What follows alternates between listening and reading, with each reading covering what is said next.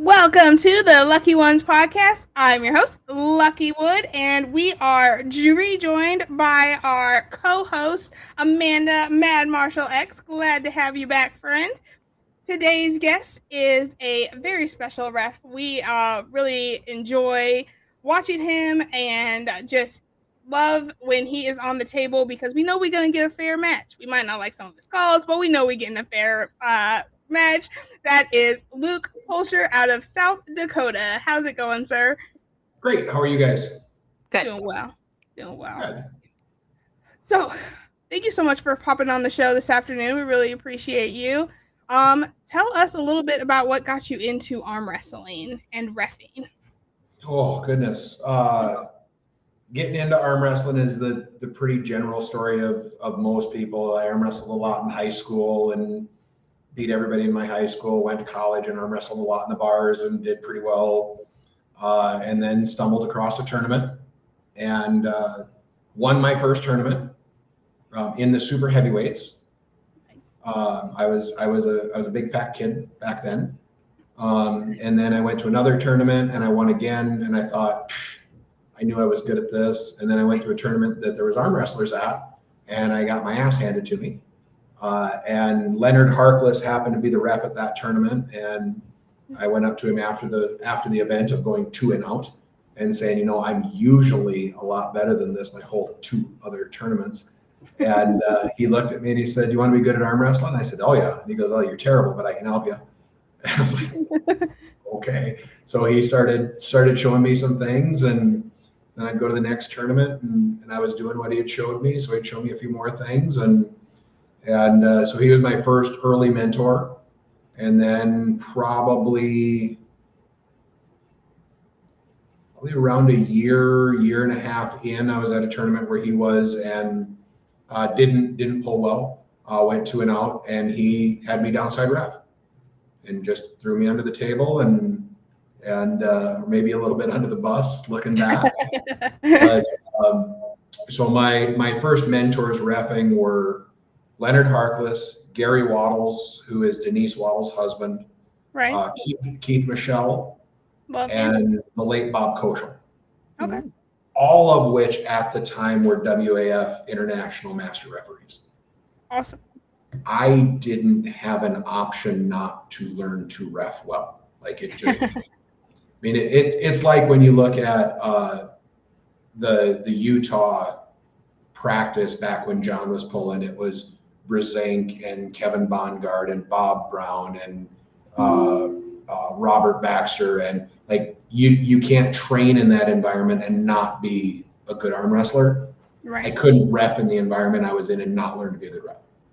Sure.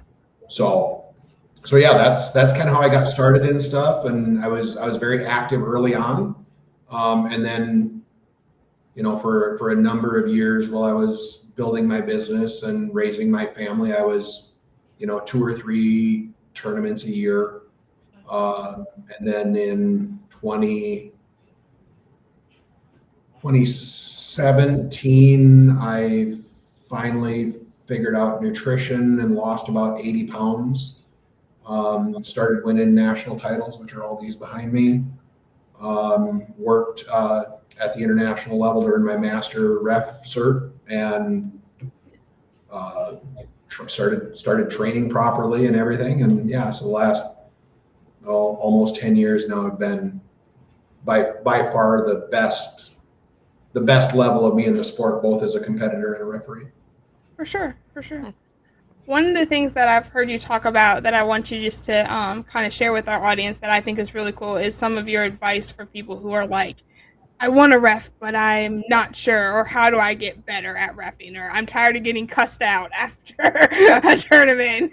What do I need to do? Well, the easy one, if you don't like getting cussed out after reffing, don't ref. That doesn't go away. That's just an unfortunate part of the job. For sure. People will tell you you're terrible because they don't like your calls. People will tell you that you cheated them. People will be mad at you because they're a terrible arm wrestler and can't admit it. The ref is everybody's favorite asshole, and if you can't deal with that, don't ref. because that's just not going to go away, and that exists in every sport. It's just our sport's a little bit more intimate because we're a little bit closer and we're still a pretty small community.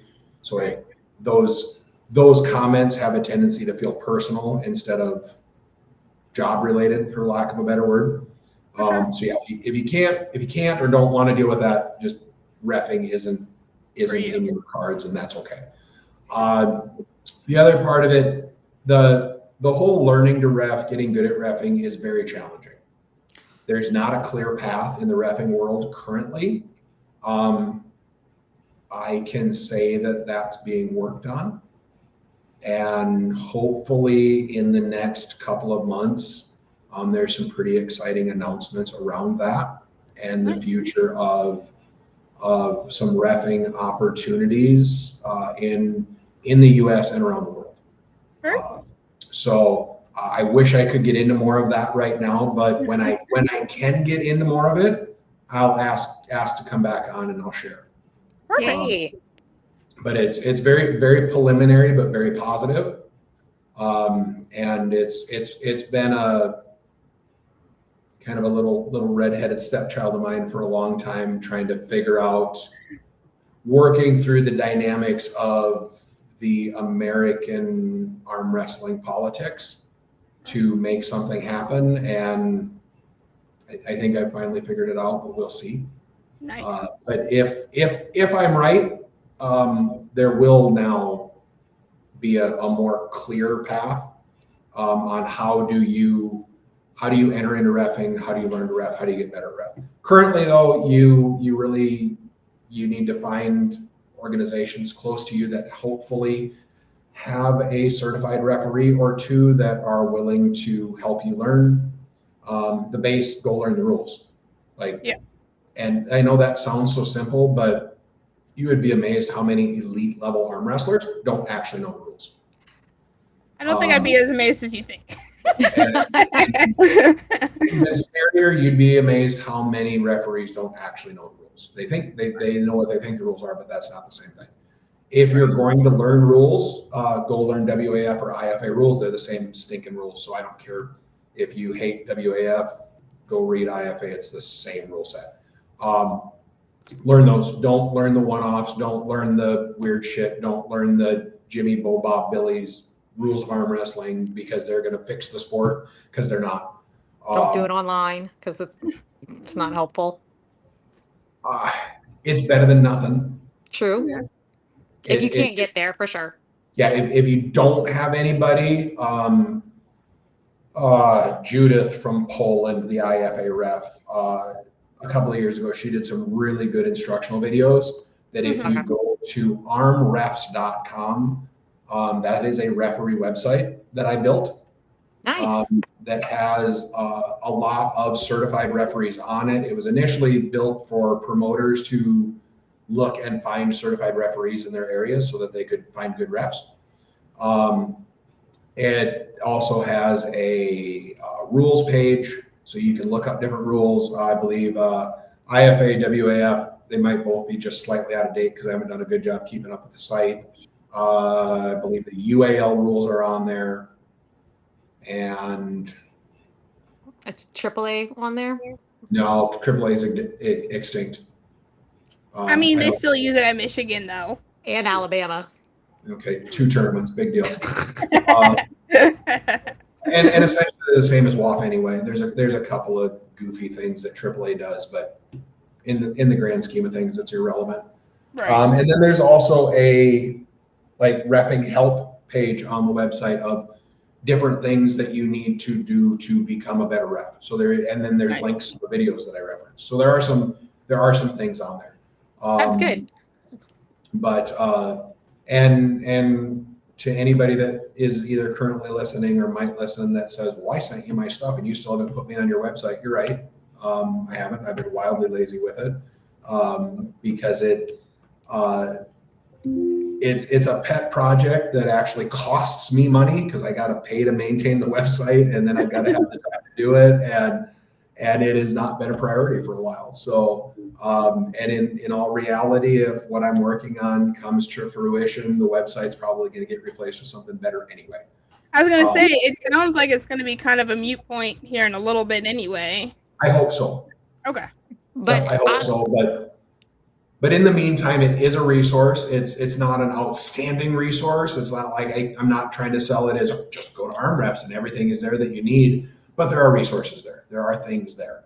well, I'm excited. I did the WAP seminar at Nationals, and it was extremely hands-on Good. with Simon and Bart. Yep. And what was really great is they kind of threw us into the deep end for amateurs. So we got to down ref. Well, I got to down ref because that's where I qualified at. But it's Yep. amazing how much you overthink it, how fast something can happen, and you miss a call. Like, I learned to respect the refs a little bit more because it is really hard to It catch gives you a whole new everything. appreciation of that, doesn't it? It does, but it also, I'm already going, okay, I need to be here. I need to pay attention more to my position instead of like, it really was cool. I like how everything did, and I'm already excited. Like, I really wished I had videoed everything and then like come back and rewatch it. So now knowing that you do have the website, let me go abreast the situation because I think James is doing another seminar before one of his tournaments, so it'll be another WAF, and I just want to stay refreshed because I think James was talking about taking all his tournaments and possibly making them WAF, which is great. It So the should be. WAF, It's the standard rule set in the world. yeah. And and there were some rule changes, some similar stuff. Like I was like, okay, I was like, and that one little rule change would like messed everybody up. So it was talking about cap and no cap, and I think it's Yep. up or down now. Up or down. Yeah. So, Yeah, when you put and on the strap, it's up or down. yes, Try to use the strap up or same words down. because not everybody has the same language. Yeah, I never knew that things had to be just 2 fingers down with the strap. They When switched it's not actually 2 fingers, it's 1 inch below the wrist 1 line. inch. What? Yeah, right now about my fingers are about 1 inch. Mine aren't. The But arm here's the break. cheat code for the 1 inch Yeah. Okay. that everybody forgets to explain. The Okay. strap is 1 inch wide. There you go. That's your 1 inch. Yeah, that makes sense because East versus West just came out, and all of them are measured. Because some people bring straps to practice that are like this thick, and I'm like, why? Why are we Well, using yeah, them? it's not a legal strap. It's an armbit one too. Yeah, it's not a regulation strap, so it's irrelevant. I saw that they changed the arm break position is now unsportsmanlike. So like this, it was they switched that. So Okay. that was the arm break. So I think arm break is just doing this. This is unsportsmanlike. Don't quote me. Remember, I'm a baby. I only got advanced junior ref. There was so much information. But like again, I like how they ran through everything. They all put us outside and then we came back and we individually test. Like everything was so hands-on. You just ran it and it was really great. So now you understand why when I get a private message that says, "Hey, I've been reffing for a year. What do I need to do to get on the East versus West stage?" I just chuckle inside. You really get those? All the time. That's wild.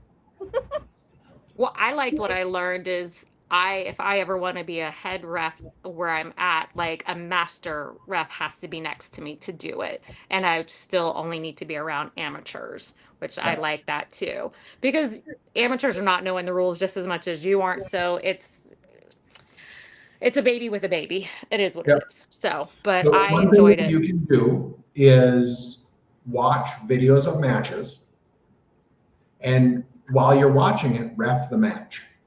Okay. Have a piece of paper on your table, watch the match, and just write your calls down as you see stuff. Then go back and rewatch the match, paying attention to what the referees do, and see where you were in line. It's a great way to practice. That's a really great way. I also thought about this usually right before you have a tournament. We take a week off and I don't go to practice. I decided that I think I'm gonna go to practice and just practice reffing the matches. Sure. So I can tell you from personal experience, learning to ref will make you a better arm wrestler. That's what I think. So I know it's not a thing. So I follow the Todd Hutchins philosophy. There's things I know. There's things I think. There's things I believe. Okay. I know it makes you a better arm wrestler. Okay. Definitely. Yep. Yeah. Well, I did all the training and stuff, but I refuse to actually ref. Truly, I'm way too sensitive. I like calling fouls. I'm just like, listen, I'd much rather be on the couch, calling the little fouls and being like, good job, I'm proud of y'all for showing up. Hope you both win. Good luck. But yeah, no, the head of the table is not for me. But I did appreciate, like, when I went through the training, like you said, it made me more aware of what they're looking for from me as a puller. And then it helped a lot as far as not getting fouled out and not being so weird in the setup too. So yeah, learning how to position yourself better. So I like that.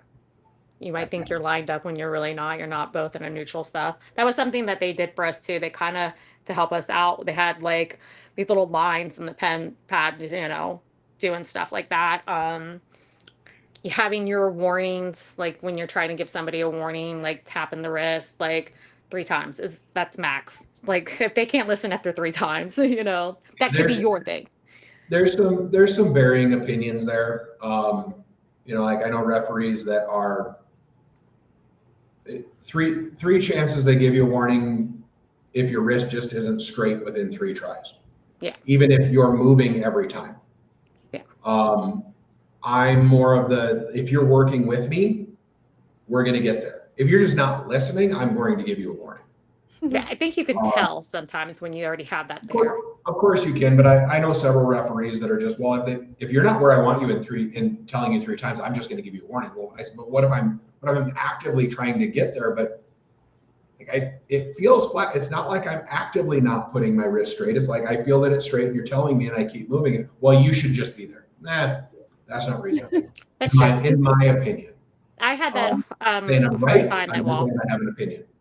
Yeah, I had the hard time with that at WAF because I felt I was trying to get straight, and every time they put me straighter, they were giving my opponent the upper hand, and I was like, wait a minute, I'm not. But so I was like, well, you live and you learn. I'm a big fan of the ref grip, both as a ref and as a competitor. So. Yeah. Yeah. I would agree with that, especially if it's actually enforced, though. My opponent's moving in the ref grip, and you're not calling it. Bro, let's get it together, please. I don't know. I'm so bad at cheating. It's like my one weird flex as an arm wrestler. Like I don't think to professionally foul, and I don't think to like cheat in the setup. I'm just like, okay, I know what I'm supposed to do, and I'm just gonna do it, and then I get screwed in the match, and they're like, you should have done this, and I was like, I wasn't supposed to do that. I've noticed that my nerves can make me foul, and it's just accidental, like getting in the ref's grip, and every time, like my hand will just naturally want to just rise up on its own, and I have to like think about holding it down. Yep. So I had Leonard tell me once that as an arm wrestler, I set up too fair. Yeah. And I'm like, what? And he goes, always make the ref move you. But because I reffed, I was just trying to set perfect. And he's like, stop it. Right. Okay. So awesome. Permission from the head ref to cheat. I love that. Is there any, so like, I guess we can get a little like fun. Is there any like rule that you really wish that was like actually a rule in arm wrestling? Like I wish they would add this and everybody would have to follow it. Well, I've never been asked that one. I get asked a lot what rules I think should be changed or what rules I think are dumb. But who cares about that? Yeah.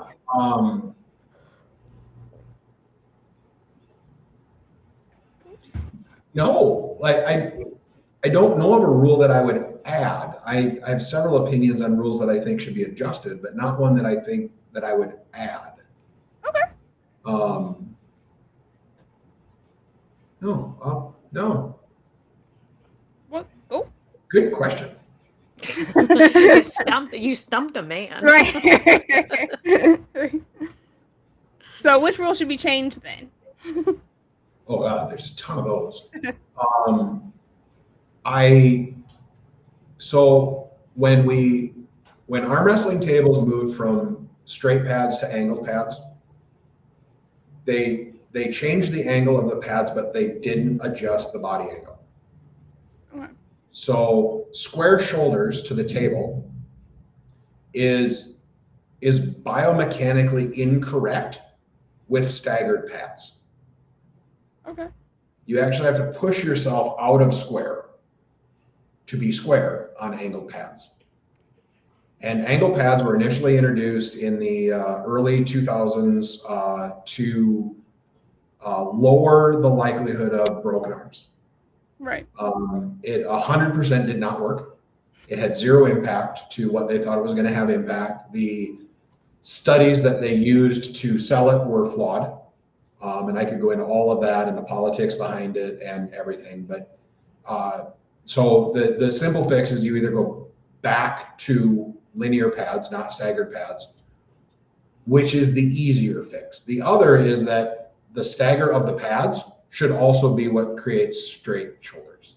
So if your pads are, if this is a straight shoulder today on staggered pads, it should actually be like this. Your shoulder should be parallel to the line of the pads, not the line of the table. Okay. Mm-hmm. Or go back to straight pads. And then straight to the table is now straight again. And the problem is when if you try to go shoulders to the angle of the pad, you don't have a good reference line like you do the edge of the table. Gotcha. So now we add in a slight bit of opinion on, is your angle right? And I don't like rules that allow for opinion, and we have too many of those already. So the fix would actually be go back to straight pads instead of angled pads. That makes sense. Because the angle pads didn't accomplish anything anyway, other than making us be biomechanically incorrect. So that's one that I would try to fix, is to get the body mechanics better in our sport. I think better body mechanics leads to easier matches to set up and less injuries. So that's one. I think the elbow pad needs to be reworked. That's not actually my idea. Leonard Harkless has been working on that for probably over a decade. Bigger, smaller, rounder. Because East versus West is bigger. It's thicker. East versus West is bigger, and that actually caused more problems than it solved. So the reason the East versus West pad went bigger was the idea was to eliminate elbow fouls. It did not do that because the arm wrestler just moves further before the elbow foul. Right. No fix there at all. What it caused was more fouls because now you have a bigger pad, which means you can move further forward, and now we have more shoulder across center calls. On a standard elbow pad, I cannot physically get my shoulder across center. Okay. I can't. On an East versus West pad, I can. So that's why. Is it because we're short we can't do it? What's that? Is it because we're short we can't do it? 100%. Yeah. Yes. Yep. So it actually caused more issues than it fixed, because you see shoulder across center called more at East versus West than you do anywhere else. And you have lately, and Camille Jablonski, he's awful at it to begin with. He wants to start on the wrong side of the table. Love you, Camille. But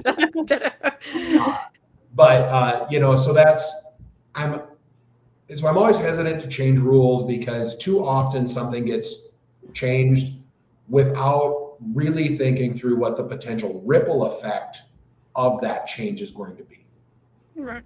So if the bigger elbow pad would have been talked about in conference, it's possible that would have come up.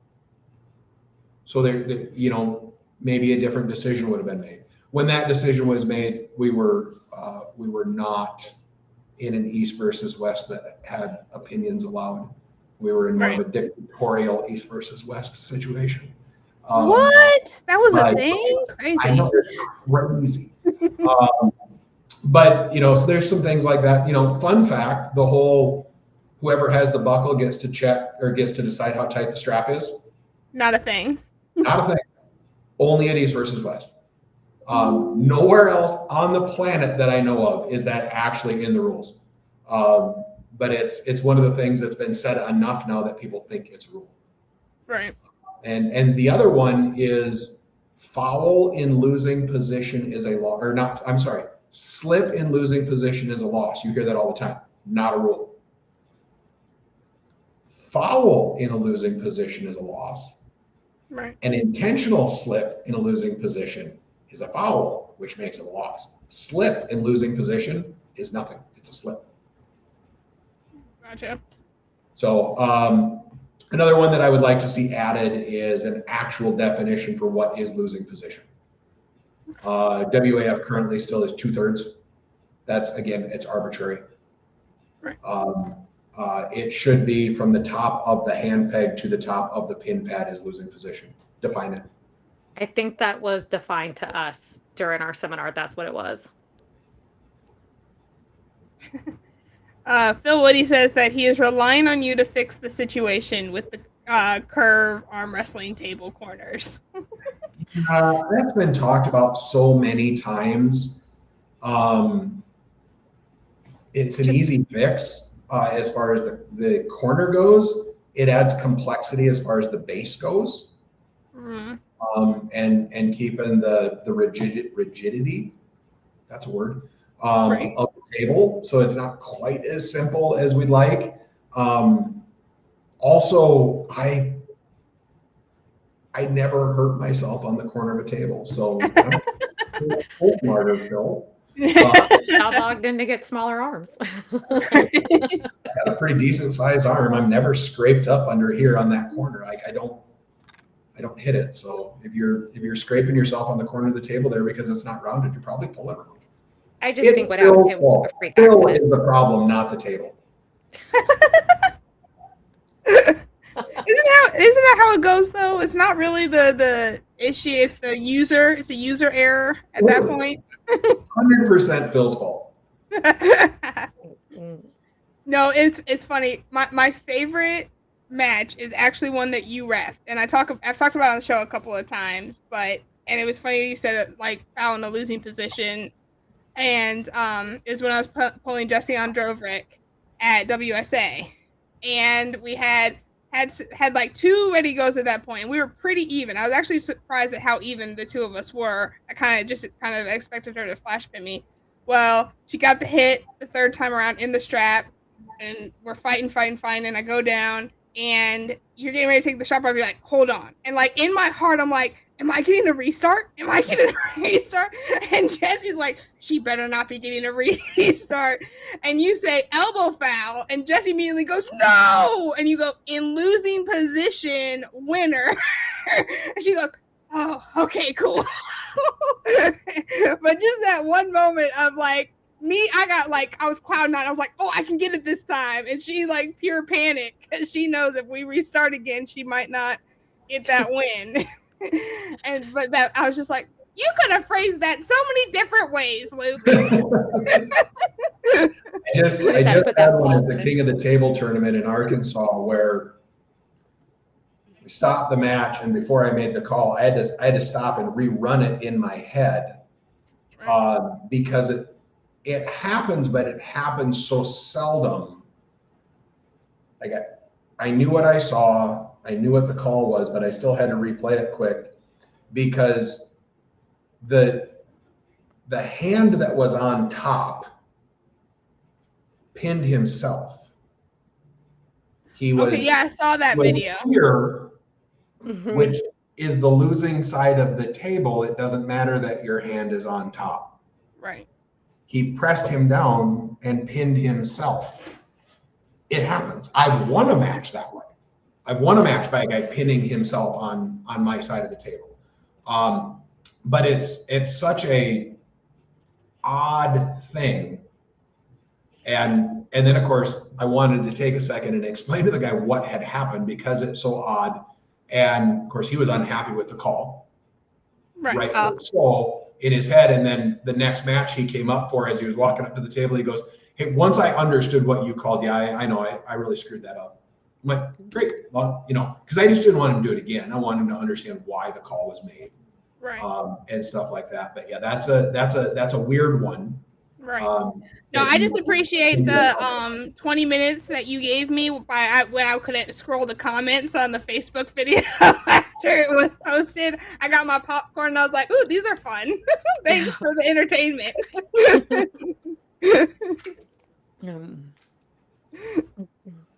But I think that's one of the things that I really appreciate about you as a ref too is like you will explain like, "Hey, this is why this is this way." And it's always backed up. It's not just, well, because I said so, or like I don't have to explain myself to you. Like you actually go that extra step to be like, "Hey, let's get better together and let me explain what's really going on." So I think that's one of the things I really do respect about you as a ref, for sure. Thanks. I agree. Trust me, there are times I would really like the answer to be just fucking sit down. It's because I said so.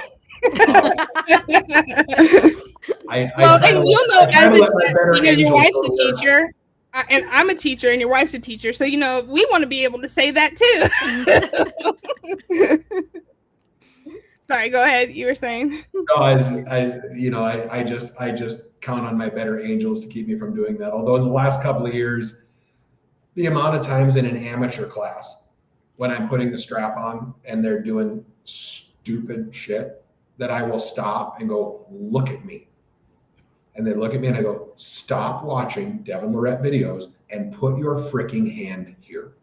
And they just go, and then I put the strap on. Because like, I'm done. Like you don't even know what you're trying to get away with. Right. And if you do really know what you're trying to do, you shouldn't be in an amateur class. So yeah, I find that reffing amateur classes is getting harder for me because my tolerance is getting lower. Luke's becoming a grumpy old man, y'all. Yes, not becoming. I am a grumpy old man, and I embrace it. I just evidently used to be better at hiding it. So. Fair. Well, it makes sense because you think that amateurs, no offense to us when we start out, we're amateur. We are coming in a little hot-headed, a little cocky, thinking we could do something, and humility doesn't hit us quick enough. So arm wrestlers come in way more educated than they used to. Okay. I mean, you think about all the resources we have now online to learn. Right. And you have true amateurs coming to their first tournament executing a top roll relatively well. Yeah. And that never used to be a thing. Because you had to go to tournaments and stay after tournaments and then learn as you went, because there was no Voice of Arm Wrestling YouTube channel to go and learn how to train and how to arm wrestle. It didn't exist. Right. Just even 5 or 6 years ago, like I would say that if I don't know your name when you step to the table, you can't beat me. I can't say that now. Right. Like our sport's grown a lot. Yeah. But yeah, I mean, there was a long time in my arm wrestling career where I felt very comfortable that if I didn't know your name, you could not beat me. But absolutely not the case anymore. You have people that almost train in the closet for 2 or 3 years because of all the resources online, and then show up to a tournament, they're already dangerous. Yeah. And that part of our sport has really changed. Yeah. Sure. Which I think is a good change. Yeah. We just got a new guy at the club a few weeks ago when we moved to Lynchburg, Virginia. We were practicing about an hour and a half away, and people couldn't get out there, so we got to Lynchburg, and a kid showed up, and he was like, "I've been, self-taught 2 years now." We're like, "Oh, okay, cool." And it's on the table, and it's just like, "Oh, okay, cool." It was very impressive what he was able to accomplish. Yep. So. Yeah, it's really a cool thing. I mean, there's some wonderful resources out there. Yeah. There's some terrible resources as well. For sure. We have 2 people that have books out. Artem has one, and James Rederides has books. James Rederides, his book has been out for probably 15 years. I had a pleasure of meeting him at a grip competition. He's a real nice guy. I have his book. if for no other reason than somebody wrote an arm wrestling book and I wanted to have it. I don't have Artem's book, but I hate Artem. No, I'm just kidding. I don't hate Artem. I just have talked to Artem enough to know that he doesn't have anything valuable to say. No, I'm kidding. I just really hope Artem hears this. Because I'll get I'm gonna text him right now. I'll be like, "Hey Artem, you want to hop on the show with Luke, your bestie?" she's gonna go over this bit and send it to him. Oh, Artem put up as complimentary a comment as Artem can manage, because we know Artem, right? Like right. Complimenting is not Artem's strong suit. It's the Eastern European in him. It's just his culture. Like, it's not a criticism. It's just like you learn that about that part of the world.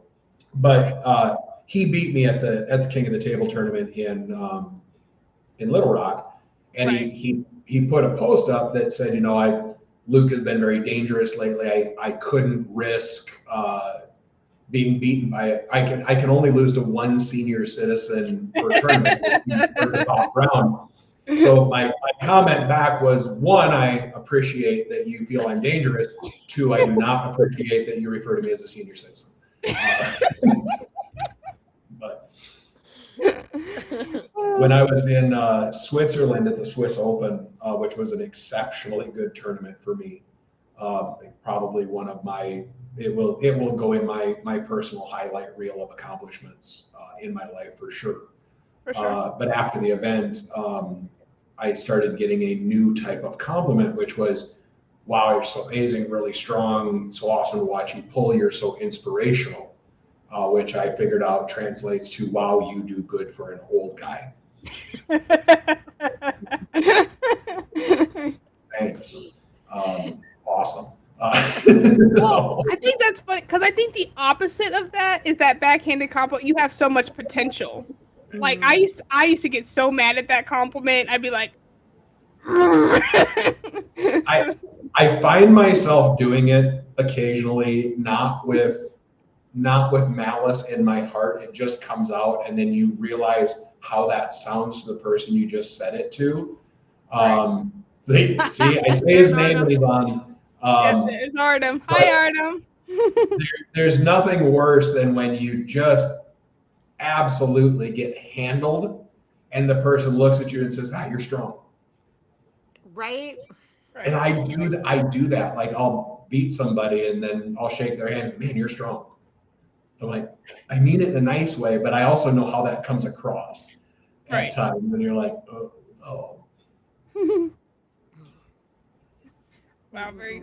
So you have I know I've seen you obviously ref several big female tournaments and obviously some female matches at East versus West. What do you think about, like, as the sport grows, in your opinion, how should women grow along with it?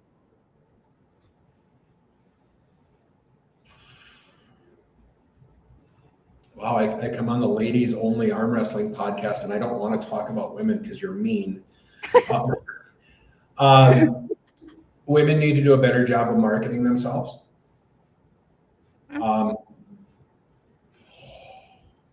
Can I stop there? Because everything else is going to get me in trouble. No, say it. Constructive criticism. We need to get thick skins and get over it. So women need to do a better job of marketing themselves.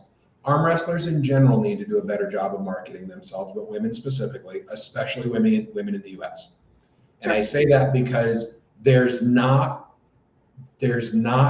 much great female arm wrestling in the US. So it's even harder to market it. For sure. Right. So that's not necessarily an individual female thing. It's a female thing. There's just not the scale. Right. The only thing that's going to market you is you. Right.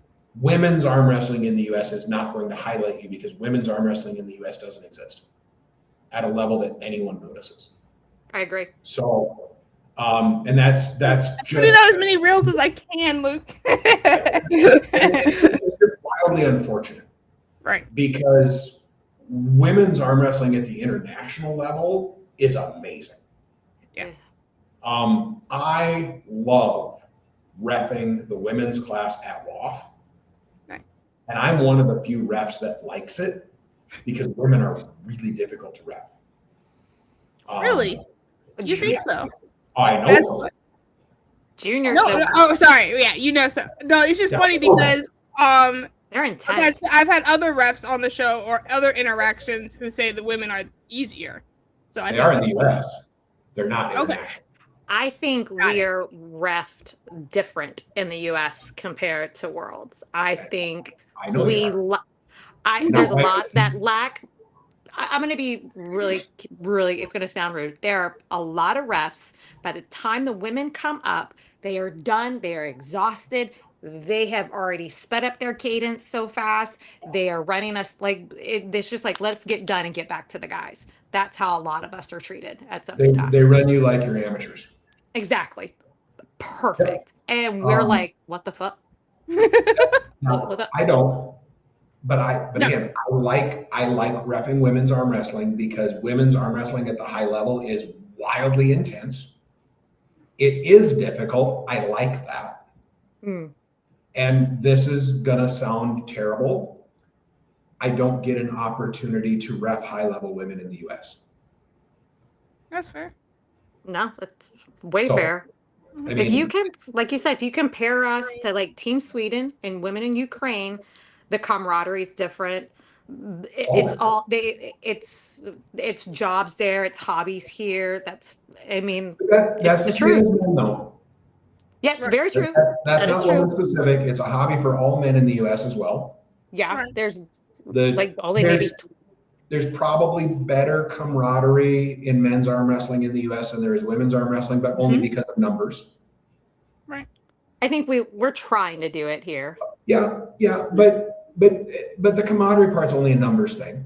Yeah. Right. I would say by and large, and I know there are exceptions, again, I know there are exceptions, but by and large, I think the male camaraderie in the US is very accepting of women. I would agree with that. Exceptions to that. Sure. I get it, but there's always going to be the outlier. The outliers are always going to be louder than the general pop. If you look at your core 50 or 100 male arm wrestlers that are internationally recognized. I don't necessarily mean elite, but I mean everybody from your Todd Hutchins to your Bob Brown to your Justin Bishop to your Corey Miller to your me levels that are internationally recognized as arm wrestlers. We're all very welcoming to women in the sport. Very true. And more than happy to have you in our group. So what do you think U.S. women need to change to be more recognized as international level? Do you think it's training, what are the top 3 things? Well, you got to get better. Yep. I mean, that's again, it sounds a little harsh, but you're just, and when I say you, I'm not talking to you specifically. But I already know I need clear there.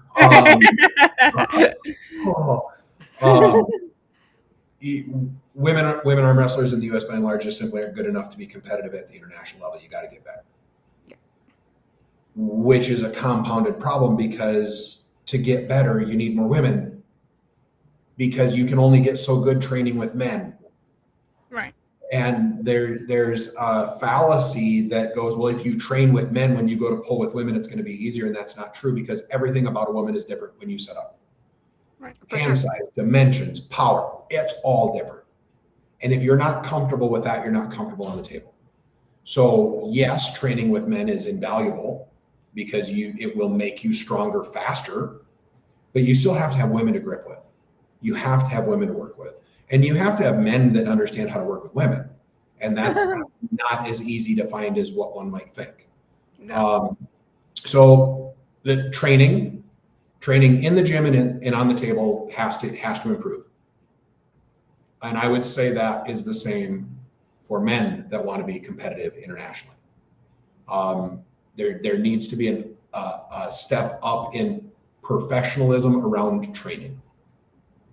The whole, I'm going to do it my way because I'm different is wrong. If you want proof of that, look at the Latvian arm wrestling system. You've got a country that has like 11 people in it, 6 of them are world champions. They've got something figured out and they all follow the same frickin' process. So you can't tell me that standardized training in arm wrestling doesn't work. Right. We don't have that in the US. Everybody kind of does their own thing when it comes to training. Everybody has their own opinion when it comes to training. Look at any other mainstream sport, there's a standard method of training. Mm-hmm. There should be one for us too. And the ones that are competitively international, by and large, have a standardized way of training. The other thing, so that's 1, 2, and this is, none of it's easy, right? I've got no answer for you that's easy, and I have one answer that every woman is probably then going to hate me for. The second, not easy, you got to go arm wrestle. You got to go travel. You got to put in the time. You got to put in the money. You got to go do it. And I get that sucks. Mm-hmm. Like, I get it. You have to get over the fact that women's classes don't pay as much as men's classes, and there's not as many women's classes. Go arm wrestle. Nobody cares. If you want to get good, go arm wrestle. If you want to get good fast, go arm wrestle internationally. Get a sponsor, save your money. If it's important, figure it out. If it's not important, you're not going to figure it out, and that's okay. But don't complain to me about it. You Right. sound like Chad to me. That's exactly how Chad would put it at practice. If you want it, you're the only one that can make it happen. We're Yeah. here to help you, but it's all about you and what you can put in. So if Yeah. you want it, you'll figure it out. And then you also sound like Cameron Haynes. Nobody cares. Work harder. Yeah. And it's Bob Brown's famous quote, get stronger. Yep. You want to be better than what you are right now? Get stronger. Yep. But the reality is, and I get this feedback a lot, so I'll just chop the head off of this one right away. Well, yeah, it's easy for you. Well, it's easier for me now, but when I was doing the sport, that's one of the primary reasons I reffed, was because if I reffed, I could pick up a free hotel room or maybe a free plane ticket, and I could get a free entry to a tournament. It's the only way I was able to travel outside my local zone. I was also willing to drive up to 12 hours to a tournament to win a medal, just to test myself to get better. Listen, So, Luke, I cut coupons. right. So, I and made I it work. get, I'm a little bit preaching to the choir to the two of you. But by and large, that's one of the big complaints I hear when I read the women's comments is, well, we don't have as much prize money, or there's not as many weight classes, and well, I've got to go this far. Well, welcome to arm wrestling. I mean, I'm a 187-pound puller. Not a lot of tournaments that are 187, which Right. means I pull a lot of 198 because I don't like to cut to 176 unless there's pretty good money or a really good opportunity. Right.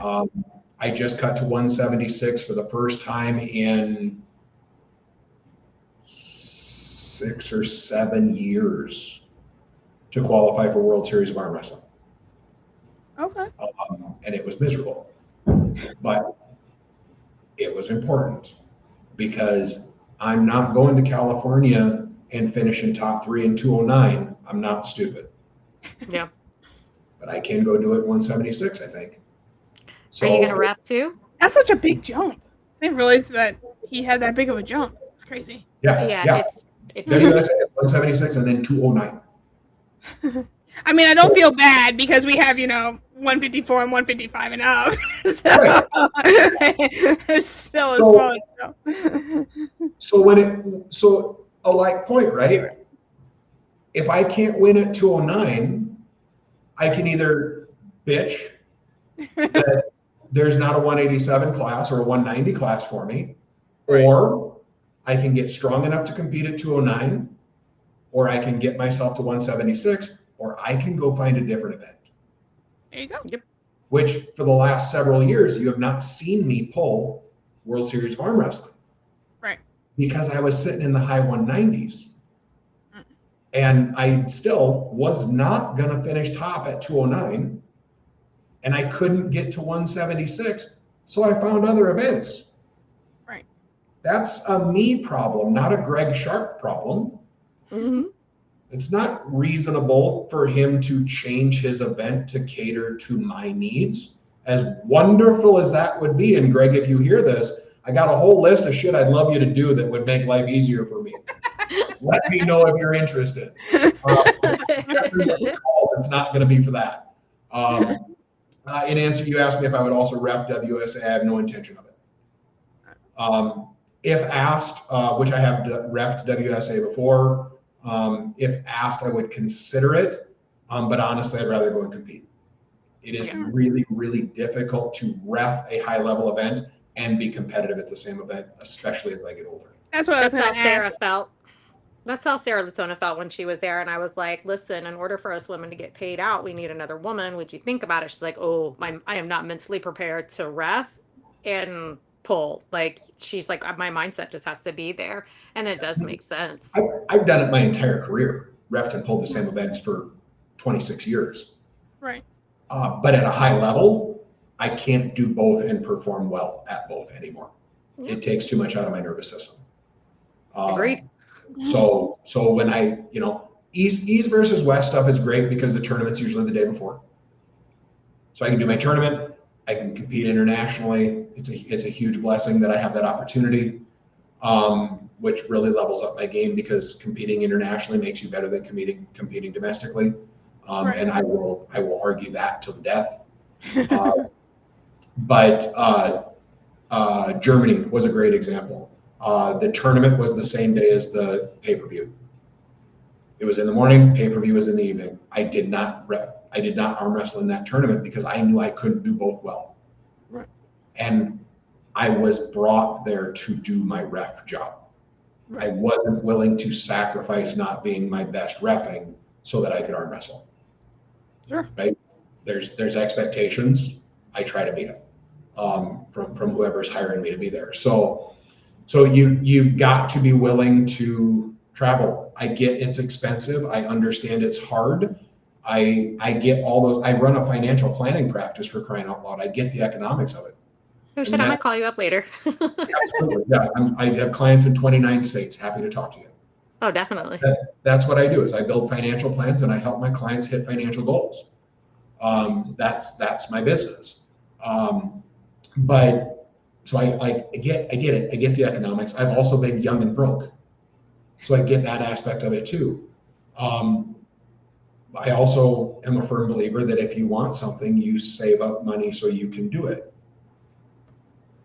If it's really important for you to go and compete at the WSA finals or the King of the Table tournament in Las Vegas in December, tentative, but you don't know how to afford to get there, well, one's in October, one's in December. So you've got July, August, September, October, November, you've got 4 to 5 months to skip Starbucks and save the money so you can go. You tell him, Dave Ramsey. And we already know there are several promoters that keep their tournaments around the same time every year. Armed Sports Entertainment is one. You get 2 options. Nationals is always in May. It's constant. We know that the finals for WSA is always the first week of the year. And plan. Sorry, what went out? You did go out. It's okay. So use power. That is calling. You can plan, right? You can, if it's important enough, you'll figure it out. Mm-hmm. If it's not important enough for you to figure it out, I don't care.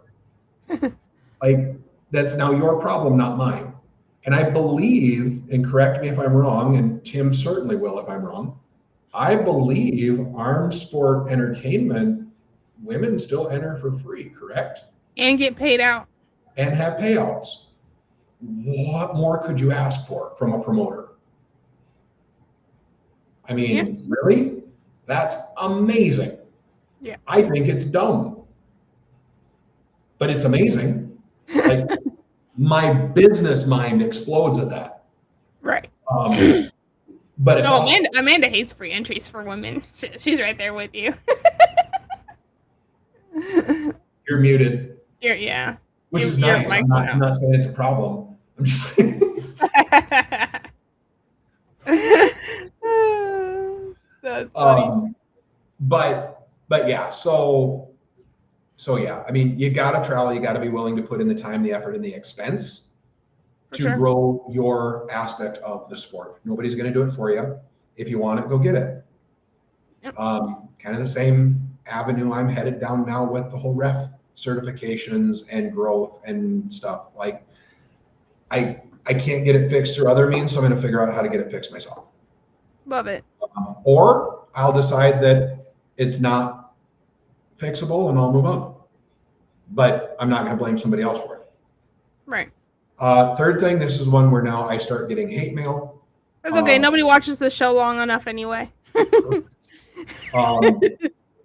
Women won't be treated professionally until you take yourself professionally. And in my opinion, in the US, the women don't take themselves professionally. Sure. So it's a little harsh, but by and large, I hear and see a lot of complaining in US women arm wrestling, Right. and not a lot of professionalism. It's also a problem on the men's side, the professionalism, which I could go on for days about. But unfortunately, it shows more on the women's side because it's a much smaller thing. It's easier to see. For sure. So I also think it's the easiest to fix. Oh, 100%. Training and development takes time. Economics are challenging. Treating yourself and acting like a professional isn't. Right. You know, that's an easy fix, like done. Right. So, and not to like counter it, because I agree with everything you're saying 100%.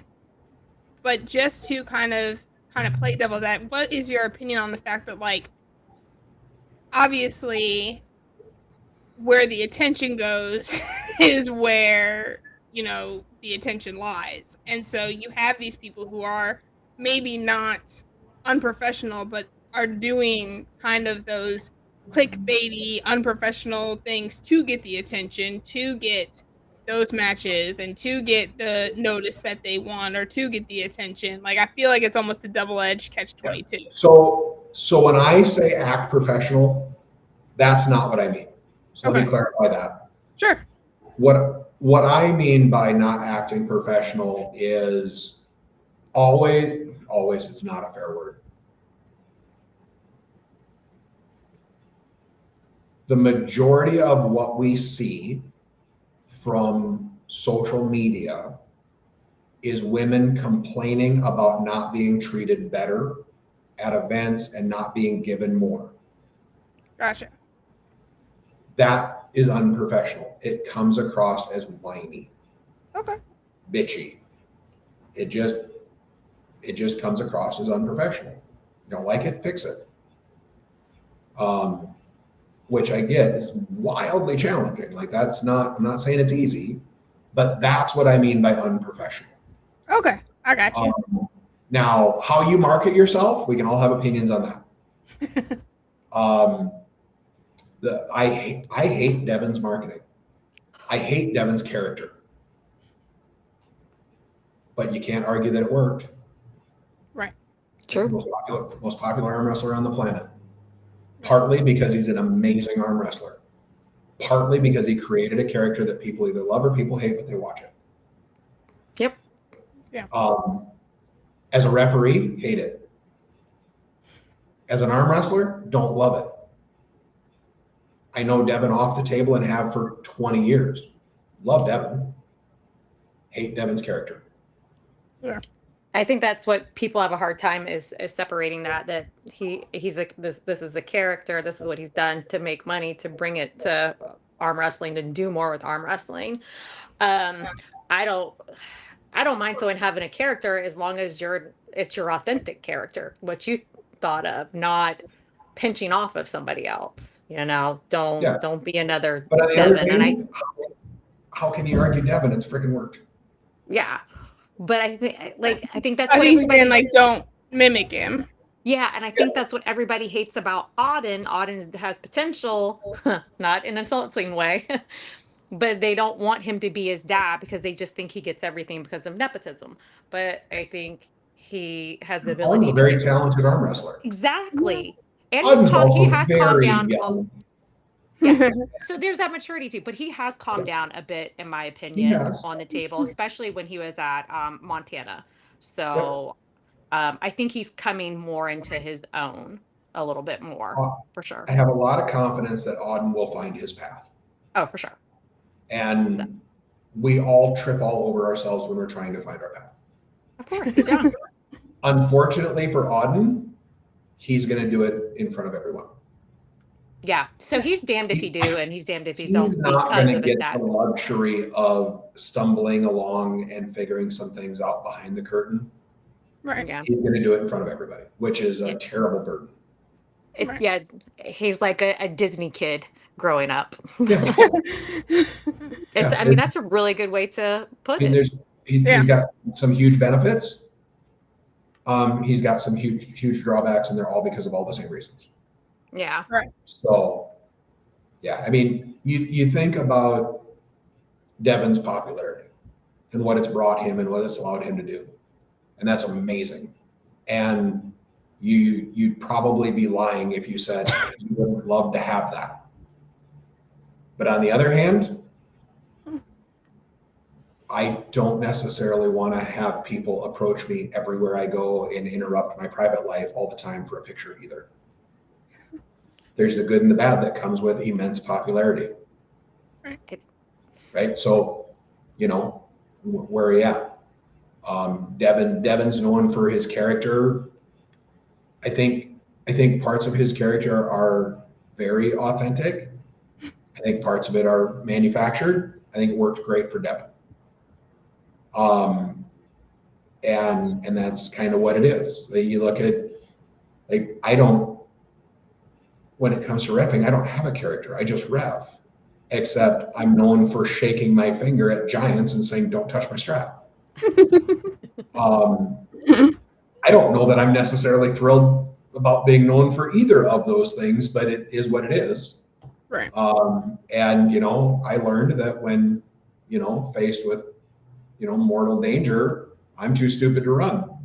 Like, I stand up and stick my finger in its face. But it was great for TV. The My owners favorite of meme of the year. the EVW crew loved that little interaction with Levon. I don't think Levon or I particularly loved it. I think a lot of people said it was staged. Everybody thinks so much at East versus West is staged. Oh yeah, well, that was not. Right here first. If you want proof of that, go back and slow-mo through the video, and you're going to find a point where I am full on telling Levon to go to his corner with my finger in Levon's face. And look at Aracely in the background. Aracely's face is pure, what the fuck? You can't stage that. Right. Yeah. So now, funny, after the Aracely match with Yoshi in Little Rock, which Aracely did an amazing job with Yoshi. For real. Wow.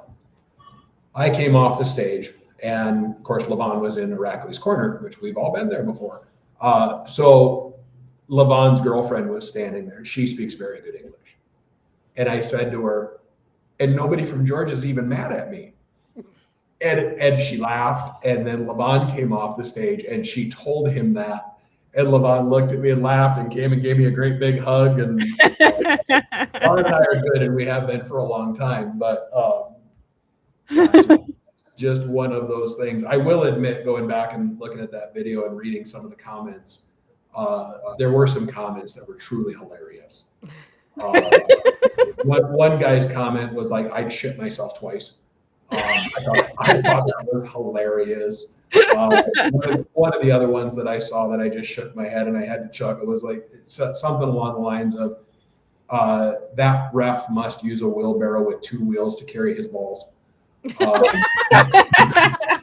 my favorite. Freaking hilarious. I'm like, okay. And then Robert's like, we need to have something else like that happen. No, No. we can't tempt fate like that too many times. No. Well, very cool. All right, so I'll let you get some brownie points here since I made you tear down the women. Now, give me a couple of women that you enjoy watching. Are there any women that First of all, I don't think I tore anyone down. No, you didn't. You didn't. So I'm gonna get in trouble here too. All the women are my favorite to watch. I love you all evenly. How's that? Can I be Perfect. done? Love it. Oh, that'll be my little sound bit for the show. I can't gesture what I want to gesture because Lucky likes to keep it clean. In the U.S., Danielle Evanston. Mm-hmm. I love watching her pull. I love her intensity. I love her enthusiasm for strength, not just the sport, but for strength. The shit that woman does is wild to me. Like, just physically, she's a freak. Great. And then just as a human, she's just awesome.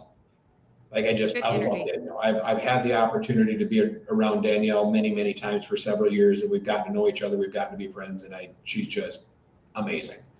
Leanne, I've known Leanne. I've helped coach Leanne over the years here and there with some training stuff and different things. We've been to Worlds together before she decided that she just wanted to play with amateurs. Yes, I called IFA amateurs, and I'm okay with it. And stuff, but the U.S. has a lot of women that are just on the cusp of really becoming outstanding female athletes in the sport. 2 of them are on the call, and so I mean, there's a lot of you, but those 2 probably stand out the most. They also stand out the most because they're the most active. For sure. You know, at the higher level, they're the most active. Over the years, Angela Rose, love watching Angela compete. She's just so intense, and stuff, and such a polite competitor while being ferocious at the same time. Right. I want to punch her in her stupid face every time she pins me and goes, "Thank you," and walks away. You felt strong. Yeah. I like how she looks at every woman as a threat and treats you no less. Like, she's, I'm gonna flash. I'm not pulling this. We're gonna hold hands. I'm gonna eye roll the camera and then slam you. I'm gonna try and flash pin you. Get this shit over with. Yep. Yeah. She's there for one reason, and that's to win and move on. Yep. She'll be your friend later. Yep. Mm-hmm. Yep. But she's also wildly respectful doing it. Yes. 100%. Definitely. Yeah. We can attest to that one. Who doesn't love Gabby? And who doesn't love to say Vas Consuelos? I don't even try. Again, she's a friend. She brought me down to Brazil to do a referee seminar and hang out with them. And I got to have a super match down there. So as far as I'm concerned, I'm still the best 198-pound arm wrestler in Brazil. And that was wild. That was just a great time. But Gabby, she's going to go down in history as one of the GOAT women arm wrestlers of all time. She's just amazing. For sure. Currently, the field internationally, Fia. I love Fia. Fia is so impressive to watch. Phenomenal. Ref and everything. Her last East versus West match that I refed, she didn't like one of the starts. She thought they false started. I didn't. And I didn't stop it. And she just kind of sat there for a second and then went, well, fine, then I'll just win. And then afterwards, she came out and was just, why didn't you call the false start? I said, I didn't think it was a false start. I was waiting for you to just win. And she's like, well, I did. I'm like, I know. But any of the Swedish girls, like, They're the had best. the opportunity to spend so much time with them at Worlds and East versus West, and here when they're in the States. And I mean, Carol and Vicky and Fia and Malin when she can go and stuff. I mean, in Vienna, Fia and Carol were there, but Vicky wasn't. Okay. Well, Vicky's the responsible one. Like when they're all together, Vicky We see the pictures. She handles all the room keys, everything. Like all Fia and Carol do is simply follow and listen to Vicky. Well, Vicky wasn't there. So Vicky messages me, you have to take care of them. I'm like, I don't think I'm equipped for this. and even Carol and Fia were like, yeah, we're your problem now. Oh, great. Yeah. They're not paying me for this. Right, when Vicky was in Atlantic City and she was the only one there because they never travel solo. They had a minimum going a pair. And I got to spend quite a bit of time with Vicky, really for the first time, just with Vicky, and really got to know her and about her. And they're just outstanding humans, all of them. They're awesome competitors. They're fierce competitors. Like if women in the U.S. want to understand what it takes to be an elite female athlete, study the Swedish team. Mm-hmm. They've also got an advantage. The fact there's a slug of them. Like there is a lot of female arm wrestlers in Sweden to develop through. Right. So they have an absolute advantage in being able to get there. But if you want to model yourself after somebody on how you should act, how you should train, how you should compete, and how you should compose yourself, watch the Swedish team. Correct. 1,000%. I know I keep listing women. Barbora, also, she's so cool. Barbora is such a gentle giant. I mean, she really is. She's funny. She's a hoot and a half. Yeah, so they're just. It's the country. Yeah, she is just hilarious and terrifying. That's a good one. But that's good to hear. I feel like people don't talk about her in a very funny, uplifting, feminine way. Like I loved her video when she was like pulling a tractor or something for training. I was like, okay, that was just awesome. I go back and rewatch that one. So, yeah, but when you're around her for 5 minutes, you realize that this woman that doesn't speak great English is hilarious. She is so funny. I'm going to step out for 1 second. So sure. Well, probably not. Probably. Well, thank you everybody for tuning in to today's show with Luke Pulscher. Make sure you catch him on East versus West, and don't send him silly DMs asking how you can get on East versus West after you've been reffing for a year. That's wild. that is cringe behavior. You know? This is why we can't have nice things. That right there. But yeah. No, he has not convinced me to start reffing, I will say. Yeah, he already changed my mentality about doing stuff online when he's like, wait, I've got something that'll work, and now I'm all excited to go look at it. Right. He sounds like a phenomenal teacher for reffing, too. Oh, for sure. Yeah, I wouldn't mind learning from him. I'm just never going to put it into practice. I would definitely still be intimidated, though, because I was still intimidated with Bart. You know, and I walked in and I was like, I'm already overthinking it. I overthought everything. Fair enough. Another one that you can't ignore for what she's brought to the sport is Sarah Bachman. Yes. She's been tremendous for the sport, both on the sheer talent of the sport, promoting the femininity of the sport, and being just a true ambassador to the sport. For sure. I agree. I call her Sarah Hurry Backman. Yeah, but if I had to pick like a couple favorites right now to watch, it's Danielle. In the U.S. is probably my favorite in the U.S. to watch right now. Sorry, Leanne, you're very, very close second. It's only because you pull IFA, Leanne. That's why. Leanne will take that out of me if she sees this the next time she sees me. Internationally, it's a toss up between Fia, Carol, and Vicky. Fia on the aspect of just sheer dominance in her weight class right now, anywhere in the world. Right. But like personally, it's Vicky because she pulls the hook, and I pull the hook, and when we get together, we work on the hook, and I just love how she just digs in and grinds. I like watching that aspect of Vicky get on the table. So yeah. Vicky's definitely one of my favorite. I think sometimes she is looked at an underrated arm wrestler. Like I think she should have been on East versus West a long time ago. I already want her back on East versus West. I think her and Leanne would have a really good match. I've already seen that. I want them both to have a different opponent. Well, I'd like to see Well, they go a little bit back and forth, you know. I know, but I'm just saying, like broaden it out though. Like this is how we can get more women. Well, I think Leanne should go East versus West personally. You know? I think so too. I'm just saying I don't think she should pull. But it won't happen as long as she's affiliated with IFA. Well, hold on. Time out.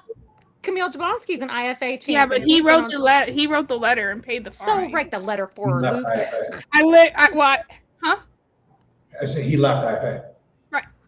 No, that's why I already messaged Leanne. I told her I'd write the letter for her. I've already been sitting there too. I was talking to what's his face. I'm like, because East versus West is a goal of hers. So like, and right. we other women want it for her too. I don't like. We are her cheerleaders. We love her. Now I'm still. She needs to get off the ban list. She needs to go compete at a KOT tournament and win. And fun fact, she's not actually listed on the ban list. She was when we went to go pull Canada because I had to check. Wrong puller. You're right. Leanne is on there. JK. She's on there. JK. It was because I had to make sure that I wasn't going to get in trouble pulling the round robin. And everything. I made sure, you know. And my plus side was my argument was I was on the card before Leanne was. So, you know. But no. That's another thing. You want to broaden that base and not just watch Leanne and Vicky again. Yeah, for sure. The women have to show up. They got to start showing up at places, and you've got to put in the time and effort and expense to develop and go show up. Nobody's going to do it for you. That's what I keep saying about other tournaments. They're like, well, the payout's not good for the women because the women don't show up. We're not consistent. We will have 7 one year, 2 next year, 3 1, none. We're not consistent like the men. So, you know, how do we get our dues? 4 years ago or 5 years ago, when I was running South Dakota State, because I had a very nice budget, I reached out to 12 women offering a 6-person round robin, guaranteed money for all 6.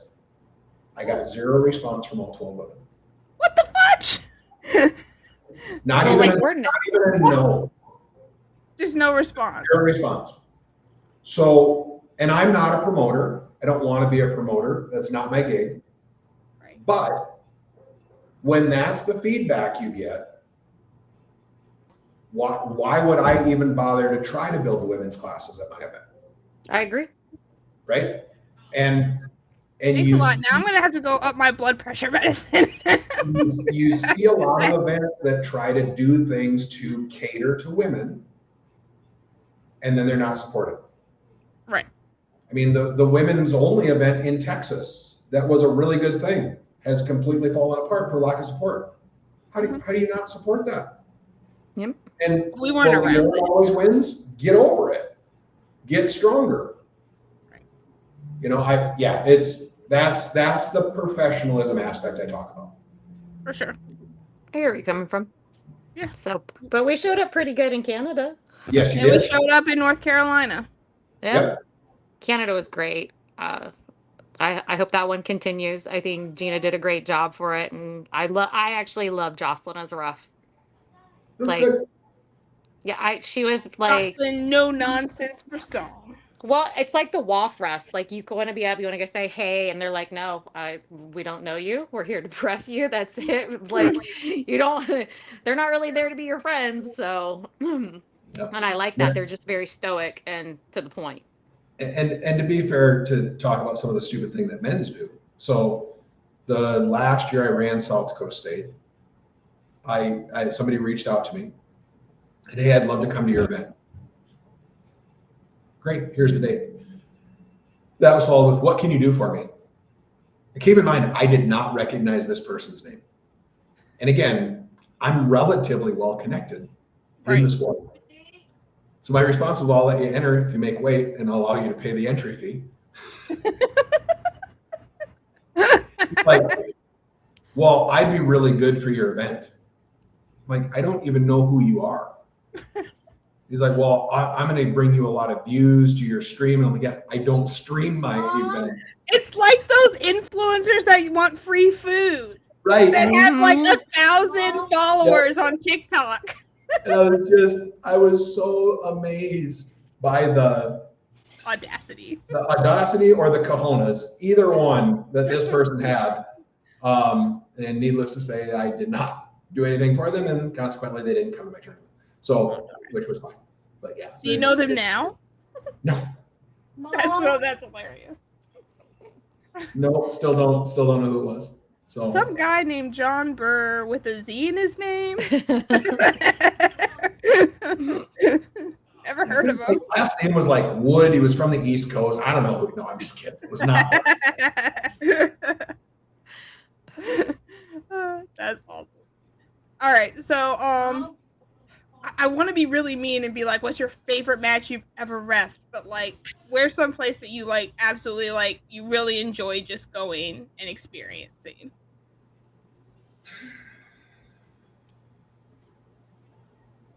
Any place that I've been for Worlds, just because it's the Worlds experience.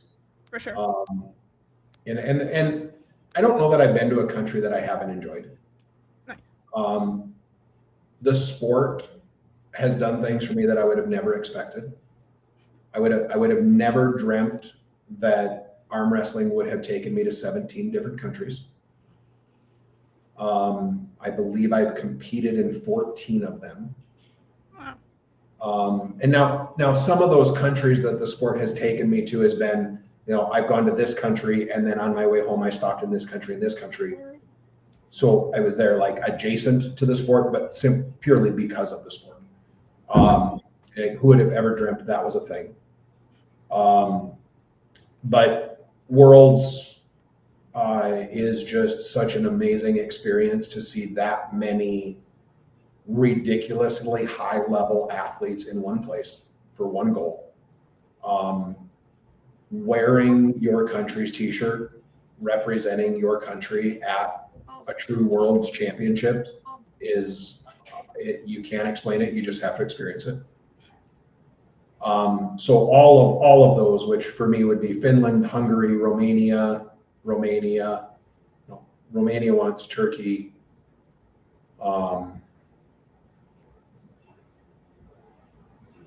there's one more,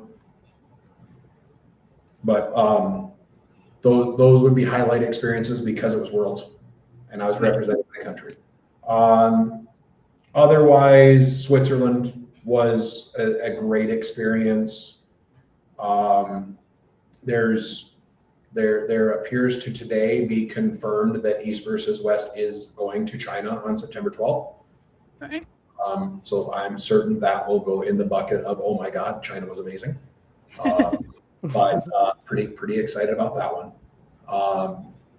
And stuff. So yeah, standouts. Gosh,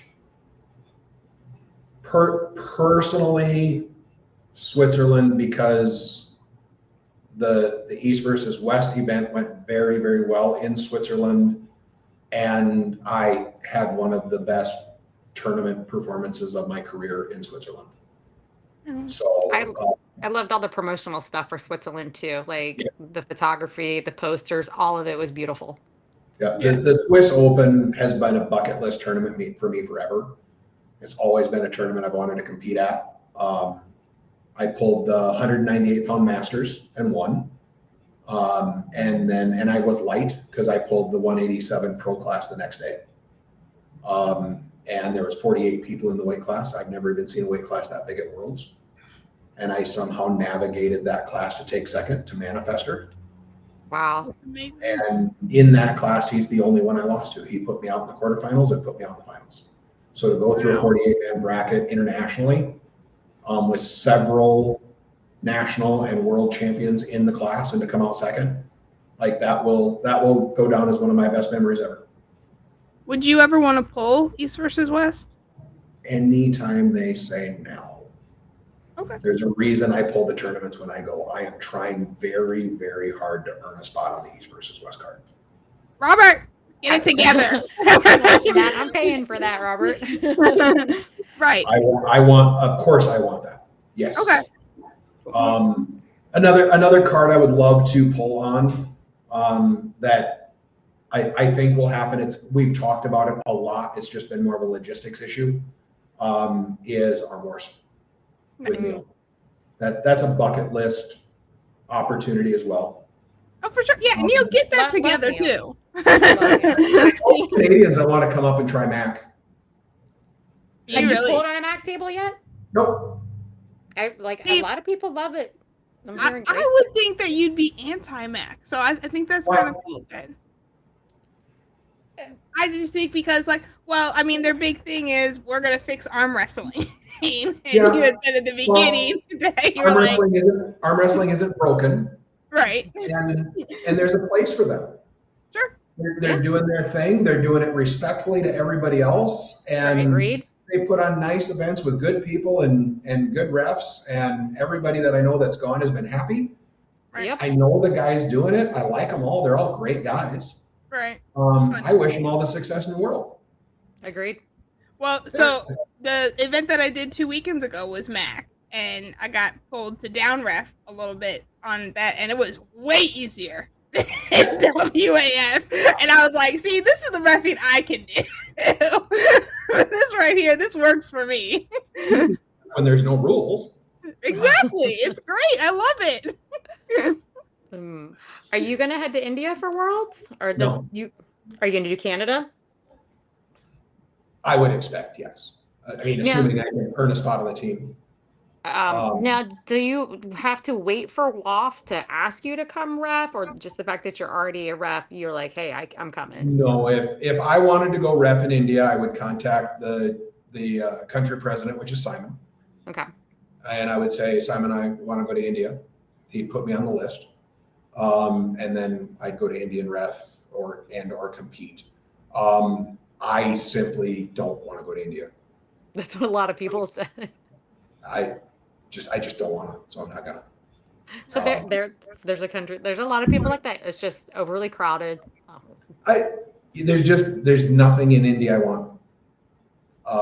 I'm sure it's a perfectly lovely country. It's just not one that I care if I go to. Right. And the time and expense for Worlds, it needs to be someplace I want to be. Sure. I get that. I'm going strictly for chasing. I want my master. I want to be confident to sit there too, and then go to pros. I think I'll go back up to my weight class where I competed the first time, but it really is hard to be a parrot and stay there to pull masters and wait several days to pull pros. So it's very time consuming. So if I work out for Canada, I'm like, okay, I was telling Lucky, I don't have to acclimate to, a whole nother country, and I can probably bring my whole family too. So that's even a better win, so hopefully. I was asked this year to ref Europeans. I've always wanted to ref Europeans because I want to go and ref the top levels and enjoy the reffing experience. Mm-hmm. Right. The reffing experience at Worlds is hard to enjoy when you're focused on competing. Right. It's very hard to balance both. So you don't get the most out of either. Mm-hmm. Where Europeans, I'm not European, so I can't compete there. I can just go ref. But Europeans was 9 days. And logistically for them to pay for my plane ticket and pay for my room, they needed me for all 9 days. It's economics. I completely understand. Like I get they can't afford to bring me over to ref for 3 days and go home. Right. I couldn't give up 9 days out of my business, go to Europeans to just ref. Like Right. it just didn't work. And so I let Kati, of course, with the refs, and then I let Attila from Hungary know that very, very honored to be asked, very appreciative of the invite. Would love to. Here's why I can't, because I'm not the person that's interested in burning bridges. Right. And when you turn down an invite, even if it's not your intent, that's how it can be taken.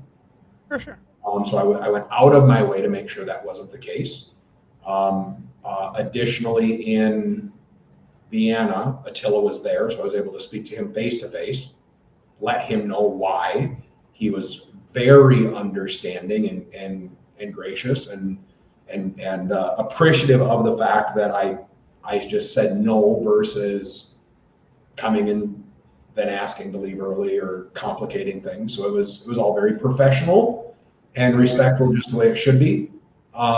It's still on my list. I hope at some point in my life I can justify going and reffing something for 9 days for essentially no money, because it's not like Worlds and Europeans pays well.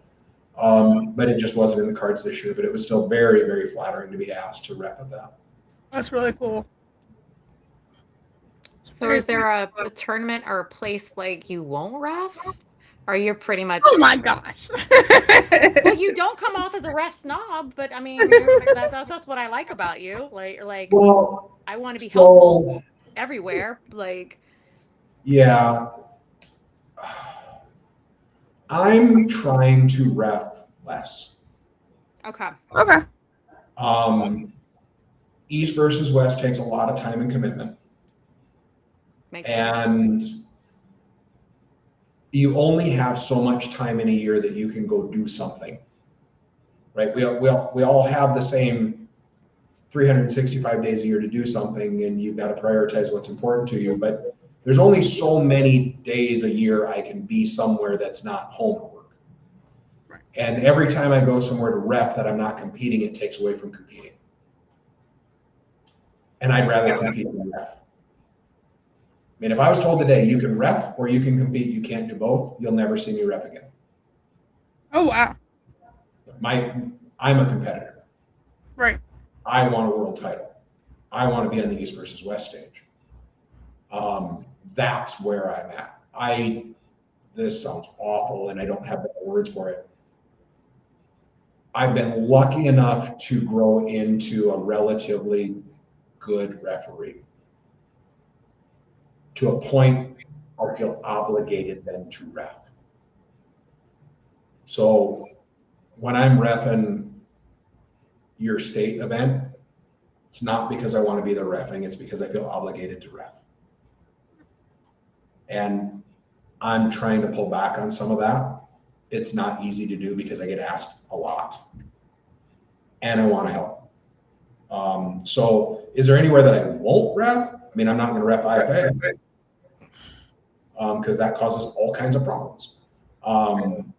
But other than that, if it's a location that I want to be, it's a tournament that I want to participate in, and I can help ref when I'm there, and economically it makes sense, I'm in. Nice.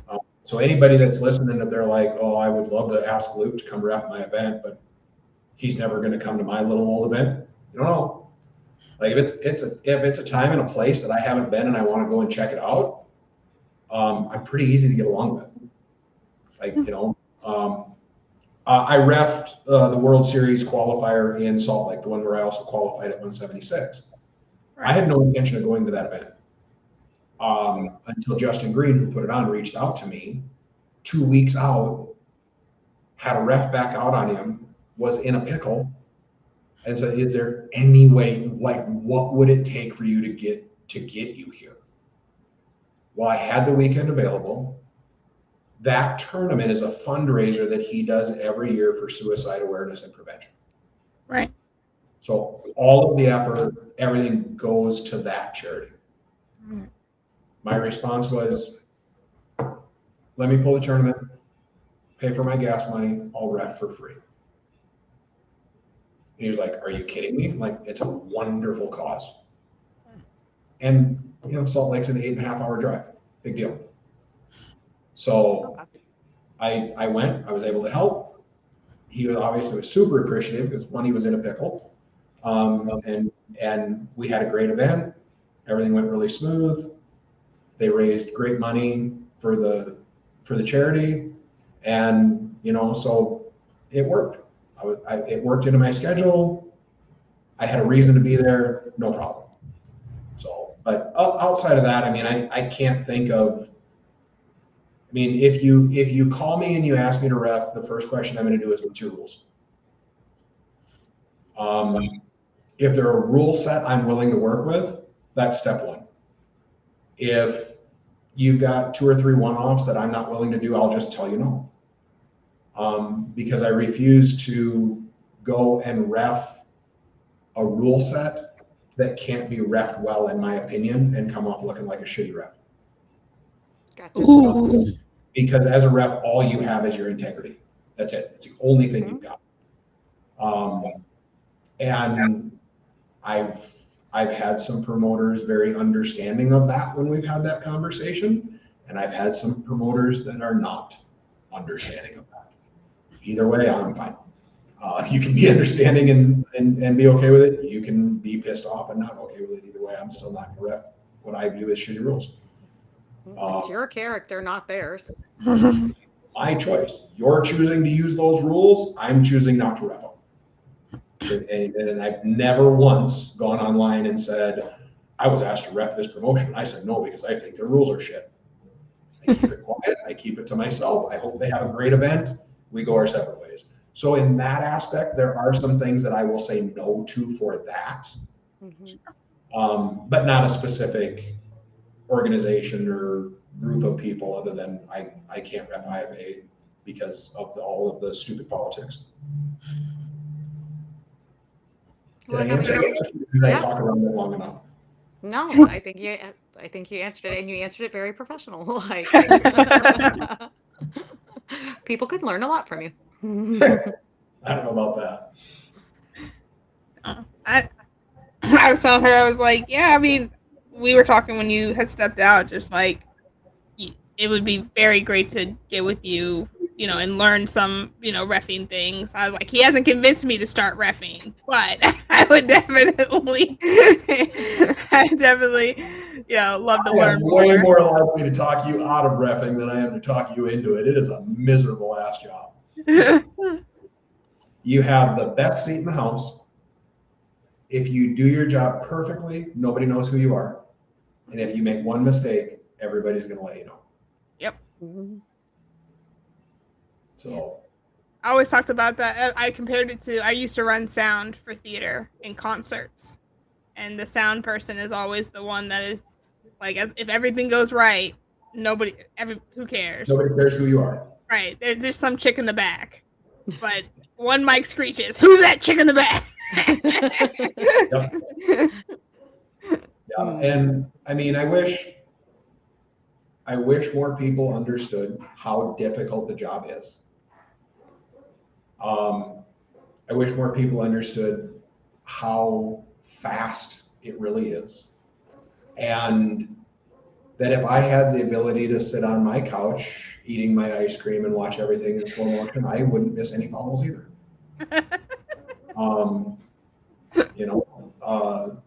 I also believe that if you sterilize the sport to a point where everything is automated in reffing, our sport becomes very boring.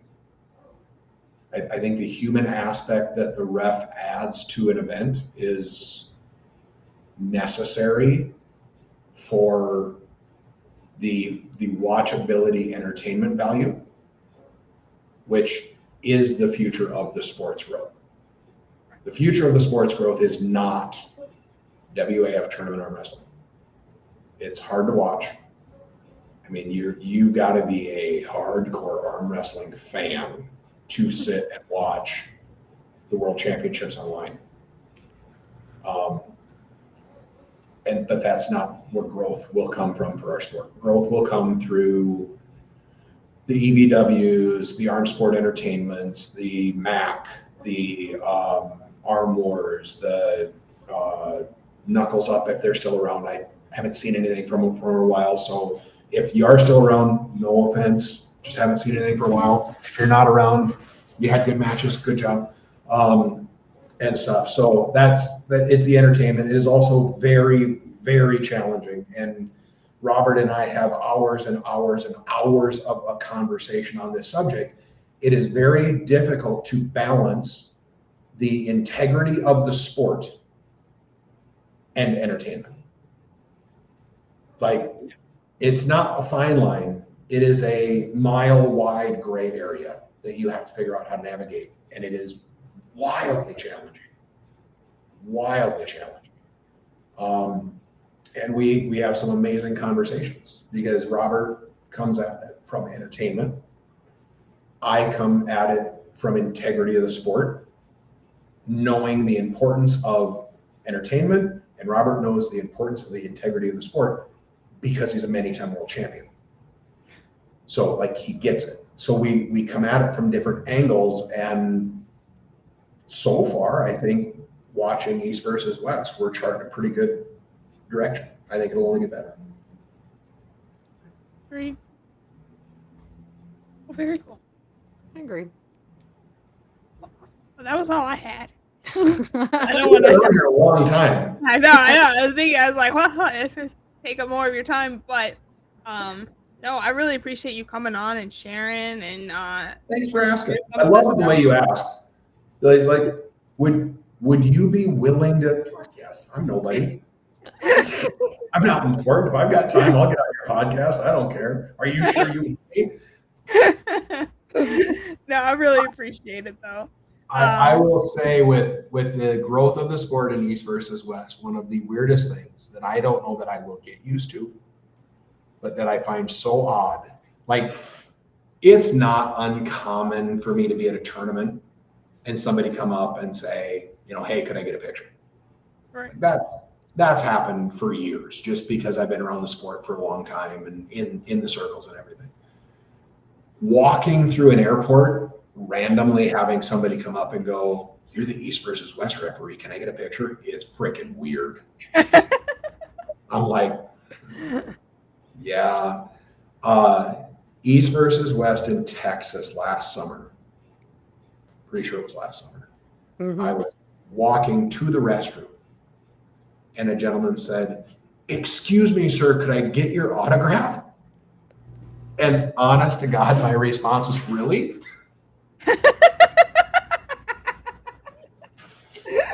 And I quick caught myself and went, sure. And it made perfect sense. He had me sign a strap. Well, nice. Sure, you have the ref sign a strap. That makes perfect sense. But yeah, my default was, really? Right. Wrong answer. Yes, happy. I'm just. Right. I mean, I knew who you were before I knew other arm wrestlers, so. We're going to assume that's a compliment.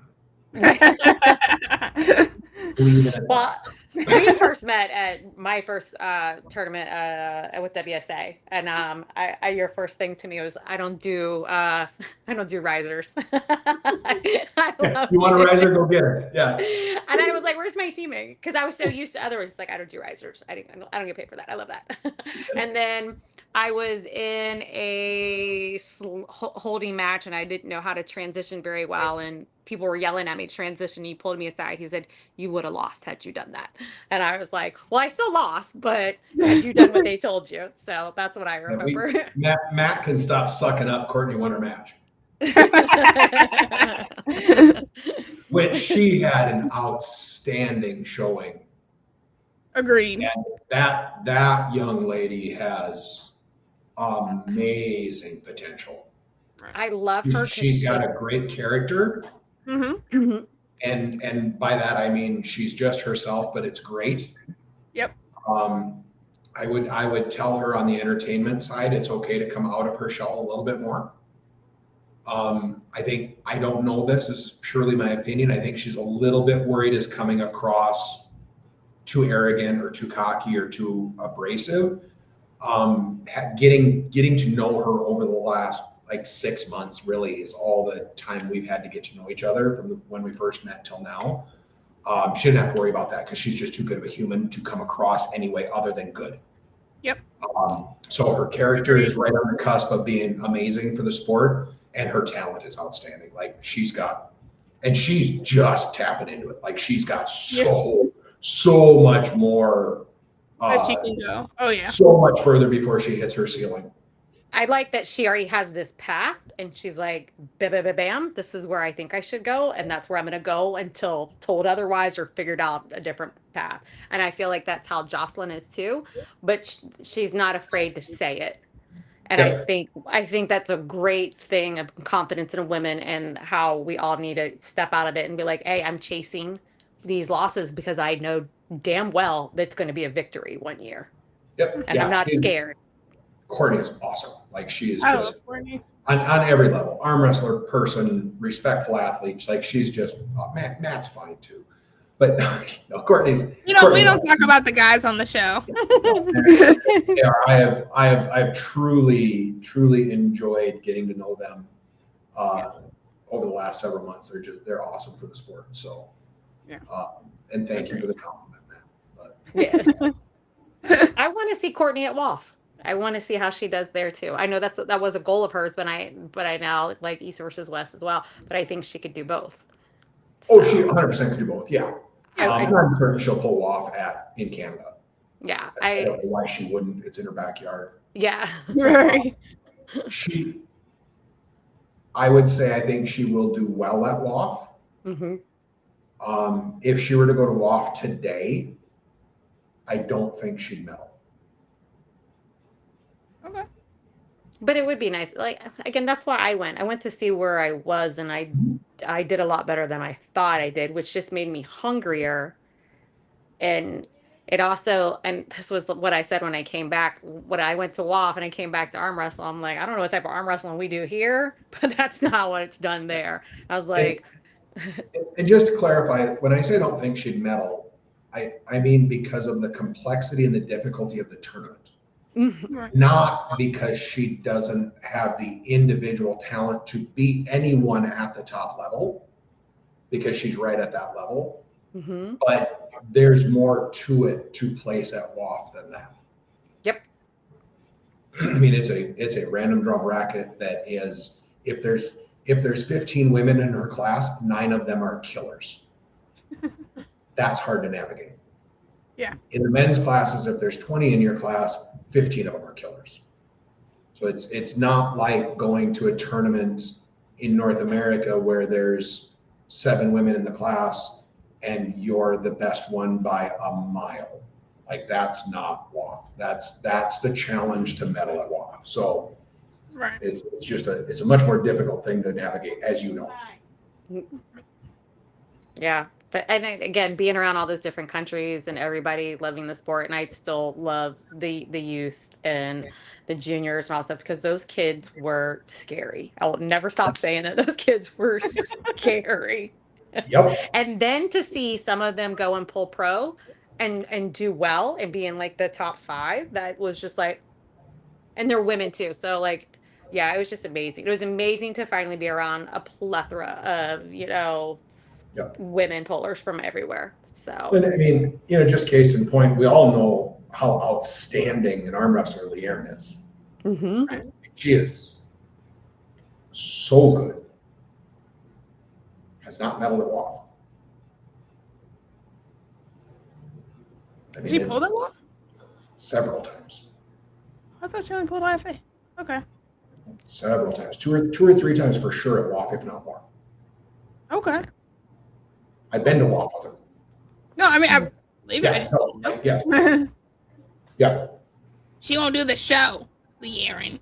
Why not? I don't know. She trifling. Maybe. We canceled her. Okay. That's just funny. No, I mean, you know how it is with schedules and everything like that. So Oh yeah.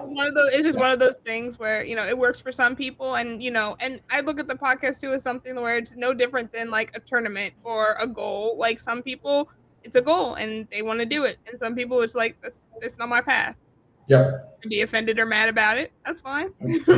The only comment that irritates me when people talk about WAF is when, and it's primarily Americans, make the comment. I've never heard it from a non-American. I'm not going to go to WAF. I'm not going to bother with an amateur tournament. Well, you're an idiot. I'm sorry, you're just dumb. Like if you think WAF is an amateur tournament, you are just dumb. You can say it's too expensive to go.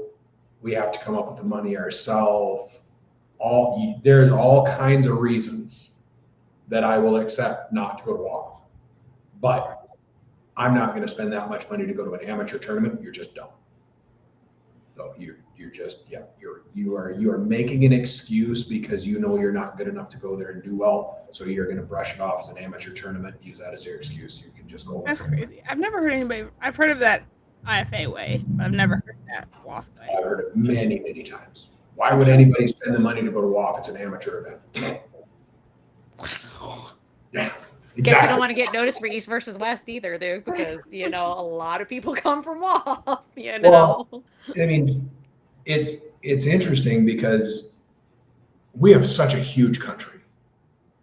We don't do a very good job of looking out at the rest of the world. Right. Because we're so big. I mean, case in point, how many Americans can speak more than one language? Not that And in many. reality, you don't really need to, because you're never going to leave the country and all the states speak the same language. Right. Where you go to anybody in Europe, they speak at least 2, if not 7, right? I mean, it's just wild. I reached out to Coach Ray years ago at this point. And I had a training question for him. And I reached out and then in Instagram, and it was basically, hey, a question for you. This is who I am. Not that I don't expect you to know who I am. This is who I am. Here's the question I have. Ray's response was, I found just so interesting, because they're all in small countries, so it's easier for them, I think, to see the world of arm wrestling. His response of course I know who you are. You've competed at WAF and done well way too many times for me to not know who you are. Oh. And I was truly flabbergasted that Ray knew who I was, because why would anybody know who I was? This was prior EBW reffing and all this stuff. You know, this was probably 2019, 2021, somewhere in there. And you know, when I've been at Worlds, you know, and people walk up to you and go, "Oh, you're from South Dakota and da da da da da, and you like to arm wrestle like this," and you're like, "Why do you know that?" But it's a different view of the sport. It's more professional. Yeah. So, all right. Anything else? No, I think we're good. Where can we see you next?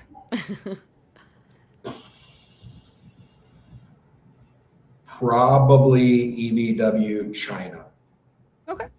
EBW Republic of Georgia, I am not attending. Okay. Unfortunately doesn't fit into my schedule, so I won't be there. Okay. There is a tournament in Idaho in July that potentially I might show up at. Just to compete. Oh, is that big one that they're doing? Nice. Yeah, and I think there's some pretty good women's classes there. Just FYI, maybe you guys should show up. They have a really good first prize for the ladies class, and then they have a couple of really good women's super matches that are coming up too. Yep. When is it? July 12th. Yeah, it's earlier in July. I think it's that second weekend in July. The 25th is the last Saturday, so it'd be 11th. Yeah, it would be the second. Yeah. Before. 11. But yeah. So I've been looking at it and drooling, but Idaho is so far from Virginia. You want to get together and try to make it work? Well, it's just an airplane ride. Right. Split a hotel. Yeah. We've already cut the cost a little bit now.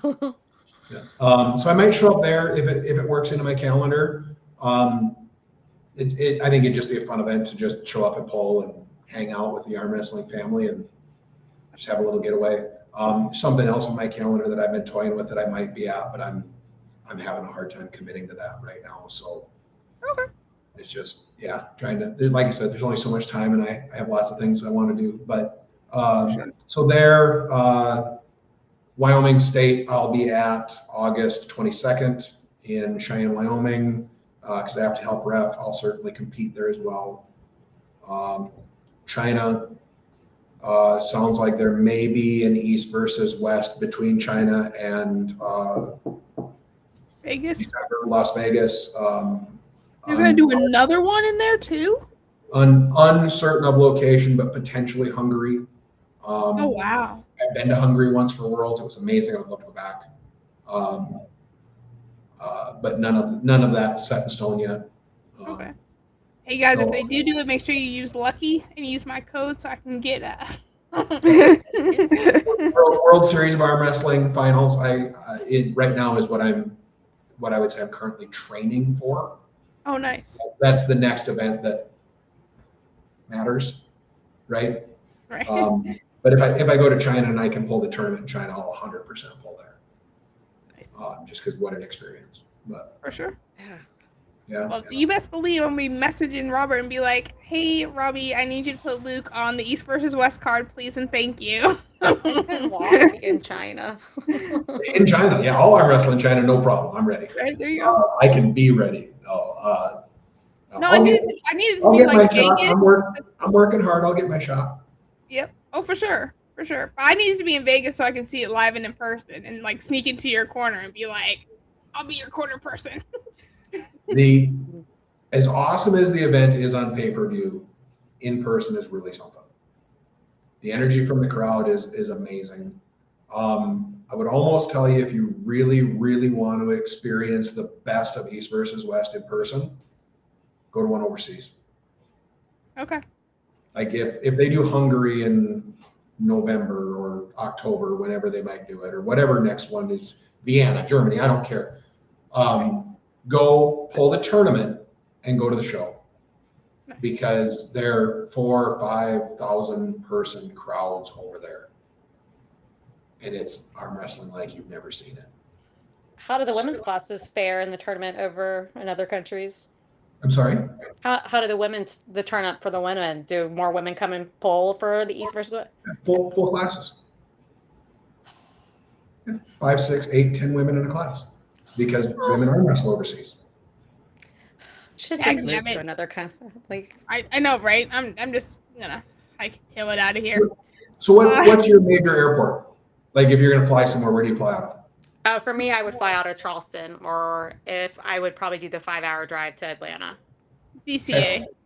Yeah. So if you go to Atlanta, your flight overseas is really more expensive than anywhere in the U.S. Yep.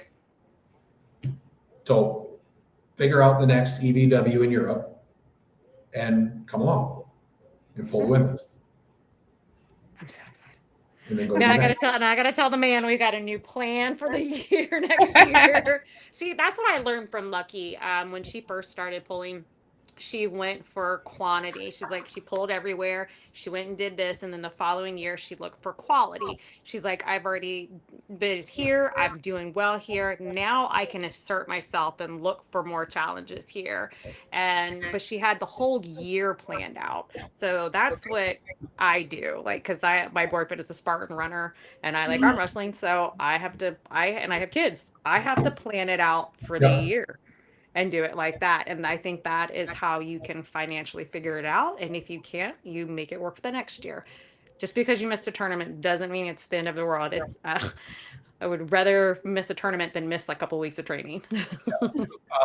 Another woman to keep your eyes on in the U.S., who I know for a fact is training very hard and is currently pain-free and has some big sites out there. So if you want to target somebody that I believe is a outstanding arm wrestler and is going to start proving it repeatedly, is Michelle Smart.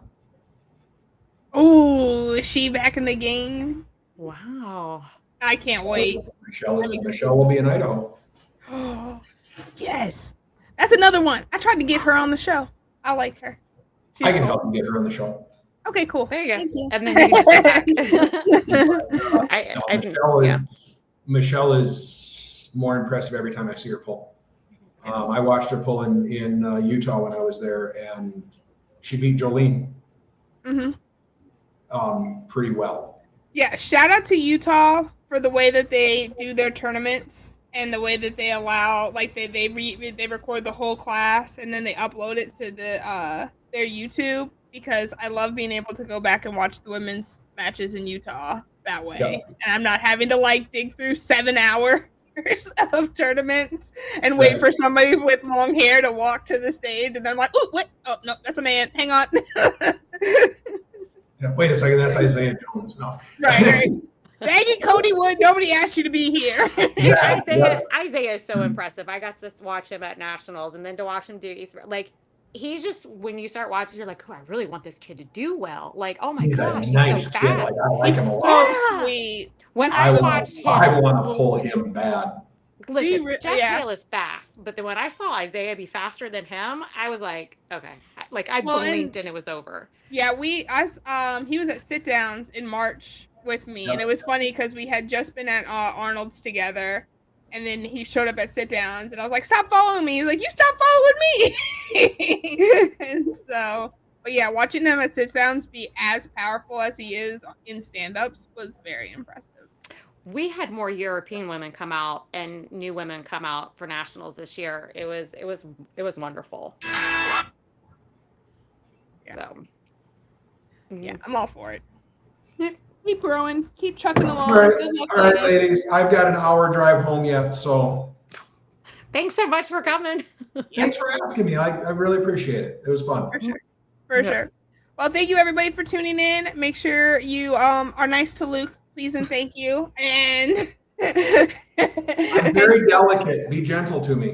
Right. And make sure you message Robert, everybody. He's on Facebook and Instagram. Send him a message that you want to see Luke on an EVW card.